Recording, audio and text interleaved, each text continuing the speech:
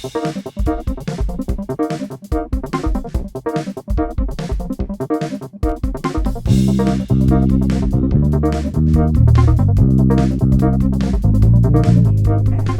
afternoon.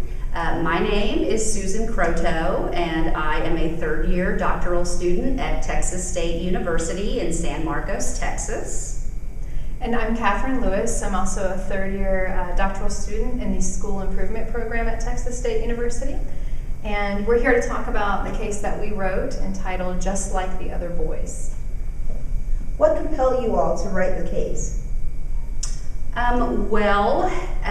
We both are very interested in the transgender community and the gender diverse community.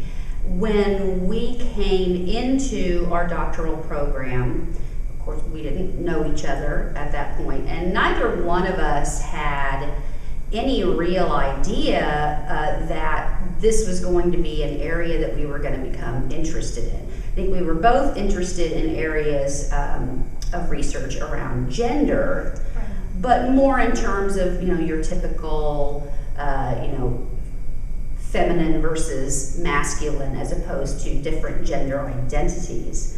And we both helped found a chapter of the AAUW, the American Association of University Women, on campus. And one thing our chapter wanted to do was to be more inclusive of the LGBT community. And on our campus, they offer a program, a training program called Allies. And what that does is prepare students and leaders on campus to understand the issues that are facing the LGBT community and ways in which we can be allies to them. And part of that training was around the transgender experience. And at the time of the training, we also learned that there were some pretty interesting things going on our campus, some very inclusive things that were going on campus. And did I mention that we work in Texas?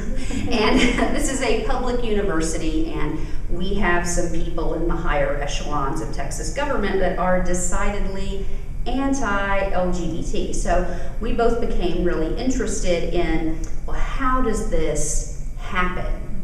And we started doing our own research on the campus climate at Texas State and how that trans-inclusive environment developed.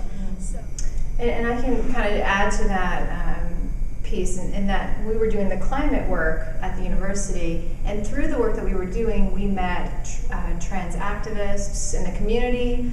We worked with professors who were advisors for a student organization for transgender and gender non-binary students and their allies. And so we were making all of these connections, but also talking to some of the younger college students who had trans identities, who spoke to their K through 12 experiences.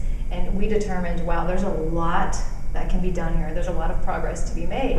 And so with these things in mind, and then hearing a story from our cohort member, the first thing I think that we did was to connect him with the resources we had. But then also to hear his story, to try to start working out, well, what can we say about this? Having been teachers and having those experiences, what can we say about how to support these students in our classrooms, and how can we contribute to the conversation? So the narrative of the case is really based on informal interviews with the assistant principal as he told us about what was happening in his school. How can teachers, trainers best utilize this case? That's a good question. I think, Susie and I have talked a lot about how we envision the case being used, especially in the way that we've written it. And one of the things that we talked about is that because of the nature of the case, and because we're talking about an identity that is not as well understood in the scholarship, particularly in relation to ed leadership, there are some things that will be changing even within the next 2-3 years. So one of the caveats I think we would add if we wrote this case again is to point that out, to say, there's going to be a little bit of extra work that you probably need to put into this to check the concepts, right? And also to include current events around the topic would be important. But the way that we laid it out was the teaching notes are divided into 4 different activities with a very specific focus. And in the teaching notes, we say, ideally you could use all 4 activities, or you could just focus on one.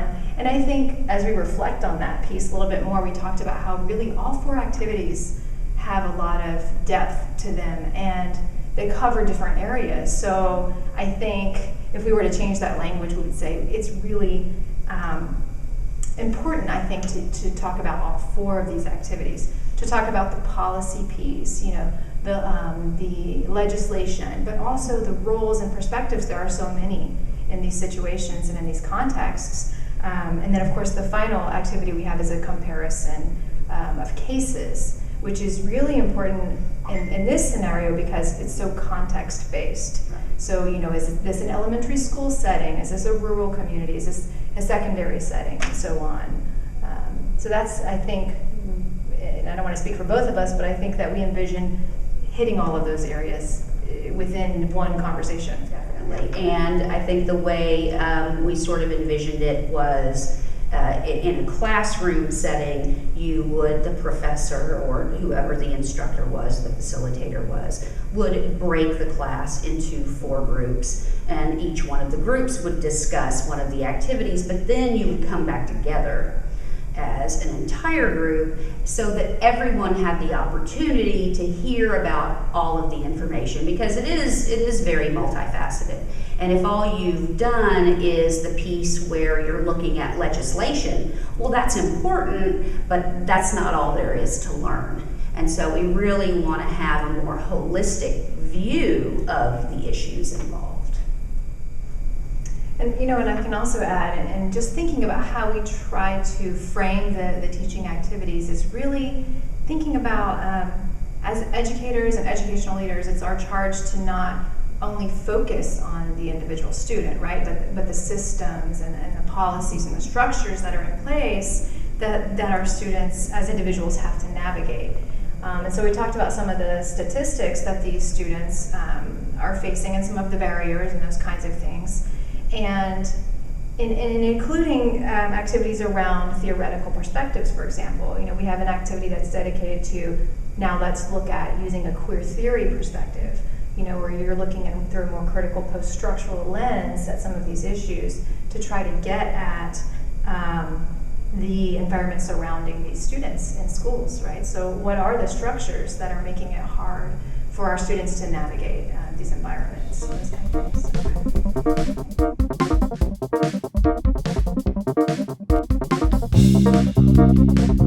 things.